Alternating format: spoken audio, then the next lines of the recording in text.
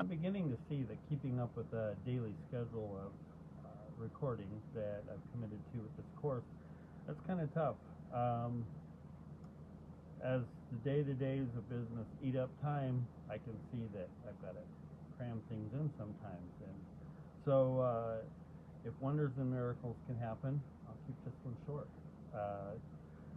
As I've read certain materials and so forth over the years, I've noticed that certain writers, particularly as they're bringing material to me that they want considered for projects or for publishing or whatnot, when it comes to dialogue, they really, really struggle with that. A lot of times, everybody sounds the same. They all kind of have the author's voice. They all kind of use the same words, the same meter, and it's hard to tell one character from the other. And things get kind of flat. And people don't talk like people. The characters don't talk like real people. And so I wanted to drop a couple of quick tips to help deal with dialogue. And I may not be the strongest writer in some areas, but dialogue tends to be one where I'm really good. And one of the things that I've found very helpful is to watch people talk and just listen to them. Not eavesdropping like you're paying, getting your nose up in their business, but just kind of listening to how they do things, how they move as they talk, how they interact with each other, the things that they say without saying a word. I found that particularly helpful with screenplays and in working in the film side of things, to really bring out a living person instead of just a flat, black and white character. Another thing that is very, very helpful is read your stuff out loud. If your tongue trips over it, you're going to, your reader is going to trip over it too. And especially if you're writing things that are to be spoken, like plays or movie scripts and whatnot. Your things that don't sound good to the ear will never sound good to the ear. What I would write academically, like if you look at some of the things I put together for research or articles or whatnot that are more academic, that assemblage is very different from maybe an informal street-to-street conversation, person to person on the street. So you think about your context, you think about where you are placing your characters, where they're engaged in, what their emotional state is, and think about how much they can say without saying things compared to how much can they say by saying things. And obviously I'm not one for brevity, so when I write I have to come back and bring a sledgehammer and a scalpel and tear the thing apart. But you want to get the scene down to what are the parts that have to happen, and that helps with the dialogue too. You don't want to slow your story down by putting in things that don't matter. And when you do, then it's a real struggle to get the dialogue to pop, to get people engaged as they read it and feel like they're looking over the shoulders of the character. Another thing that has helped, and it's hard to find sometimes, and so this is sort of a, when you've got a good body of friends, have somebody else read your manuscripts back to you. I, in the past, got a lot of feedback from people that wasn't useful. It was one of two kinds. It was, oh, your script is pretty good. Okay, what does that mean? I didn't really like it. What does that mean?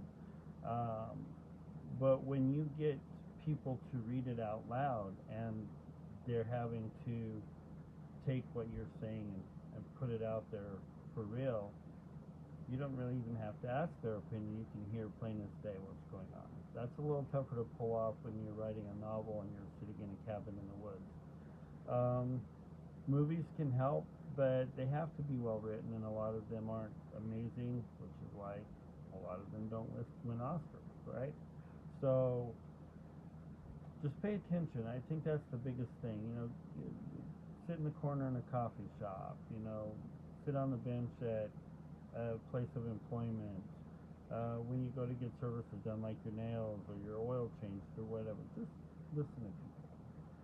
See how they talk. See how they clip things.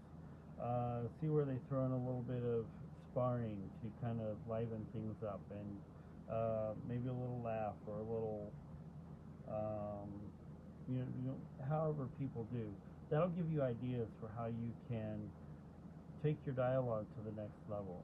Also, make sure each character has their own voice. I see these productions, film production, where some little kid says something, and you're like, they must have had to go through 40,000 kids to find a kid who could say that grown-up stuff all at one time.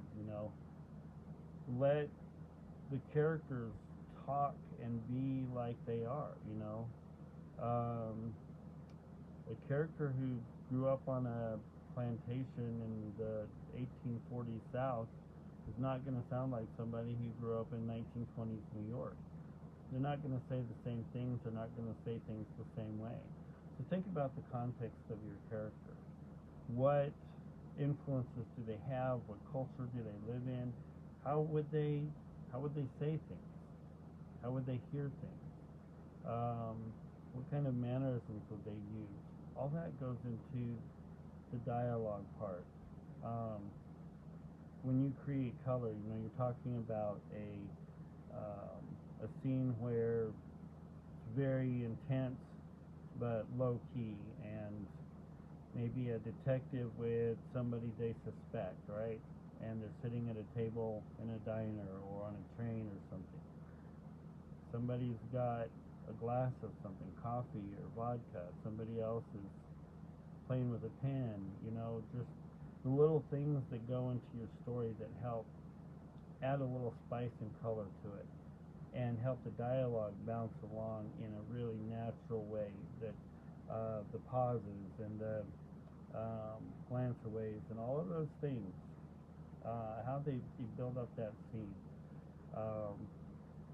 I do realize it's very tough to get that right, but it really helps to know who your character is. I actually had one time a character that I wanted so badly to be, a Texan, but never, ever, ever did his voice ever have a Southern Texas accent. He always sounded British, just always. And I finally gave up and I made him a British character because he was never going to be Texan. And the times where I wrestled the dialogue to make that fit so he sounded Texan just didn't work. So that happens with your characters too. I had another character that very proper, trains to be, almost royalty. And so the way she speaks is very proper English compared to the people around her. And it's very noticeable, but it all works together because each character is who they are. I can't say that I'm the world's best at any of that, but what I can say is I get a lot of positive feedback on my dialogue because I put that extra effort into it. I ask the question why. What's going on here? Why are they interacting? Why are they saying the things they say? Would real people say these things or respond in these same ways if they were in a situation like this? You got to ask yourself the questions, and you have to be honest with yourself, and you have to be willing to throw whole pages away in the trash and start from scratch.